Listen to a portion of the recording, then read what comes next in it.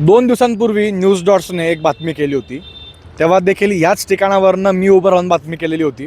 पण तेव्हा मी एका डेब्रीवरती उभा होतो. पण आता नॉर्मल लँडवरती उभा आहे, कारण की इकडनं डेब्री आता काढून टाकण्यात आलेली आहे. पुणे महानगरपालिकेच्या या मोहिमेमध्ये म्हणजेच डेब्री काढल्यानंतर आता मी तिथे पुन्हा आलेलो आहे.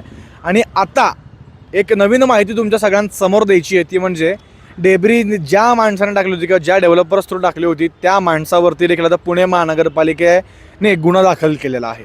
त्या माणसाला 10 लाख रुपयांचा दंड देखील पुणे महानगरपालिकेकडनं लावण्यात आलेला आहे. आणि भारतीय न्यायसंहिता कलम 273 आणि 279च्या नुसार त्याच्यावरती FIR देखील दाखल करण्यात आली आहे. आपल्याकडे त्याची FIR कॉपी देखील आहे आत्ता आपल्या हातात. त्या सदरचा जो डेव्हलपर आहे त्याच्यावरती एक लीगल ॲक्शन व्यवस्थितपणे पुणे महानगरपालिकेने घेतलेलीच आहे.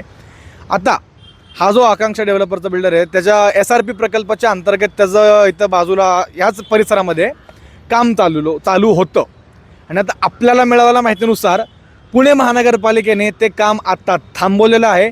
ती जी कन्स्ट्रक्शन साईट आहे ती सील केलेली आहे आणि त्याला 10 लाख रुपयाचा दंड ठोठवून त्याच्यावरती FIR देखील दाखल केलेली आहे. तसं बघायला गेलं तर हे एकदम कडक शिस्तीचं पाऊल पुणे महानगरपालिकेने खरंच या ठिकाणी उचललेलं आहे. आणि आता इथून पुढे तरी मग ते शासकीय कन्स्ट्रक्शन्सवाले असो किंवा प्रायव्हेट कन्स्ट्रक्शन्सवाले असो, आता इथून पुढे तरी कोणाची हिंमत होणार नाही की पुणे महानगरपालिकेचे नियमभंग करून असल्या गोष्टी या ठिकाणी करणं. म्हणजे जर एखादी डेब्री किंवा जर लेफ्ट ओव्हर असतील किंवा रिमेन्स असतील ते तुम्ही कुठे टाकत आहात या गोष्टीची माहिती देखील तुम्हाला शासनाला प्रशासनाला द्यावी लागते, जी की इथे देण्यात आलेली नव्हती. त्याच्यामुळेच या सदरच्या डेव्हलपरला देखील पुणे महानगरपालिकेने ते दंड ठोठावला होता.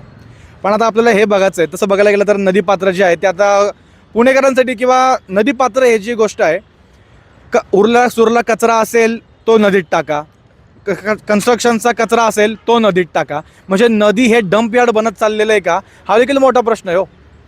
म्हणजे आता इथून पुढे हा दंडात्मक कारवाईनंतर तरी आता सगळ्यांचे डोळे उघडावेत अशी अपेक्षा आता नागरिकांकडनं देखील व्यक्त करण्यात येत आहे. कारण तसं बघायला गेलं तर हे नियमांचं उल्लंघन झालेलं होतं, पण आता व्यवस्थितपणे त्याला शासन देखील झालेलं आहे. आणि पुणे महानगरपालिका तर या गोष्टीची दखल घेईलच असं आयुक्तांचं देखील म्हणणं आहे. आता घेईल न घेईल ते आपल्याला येणारा पुढचा काळच सांगेल. पण अशा अवैध गोष्टींवरती न्यूज डॉट्सचं आधीपासून लक्ष होतं, इथून पुढे देखील असेल. आणि इथून पुढे देखील अशा प्रकारच्या बातम्या आणि या गोष्टींवरती न्यूज डॉट्सचं बारीक लक्ष असणार आहे. न्यूज डॉटसाठी मी अंशु काशेत.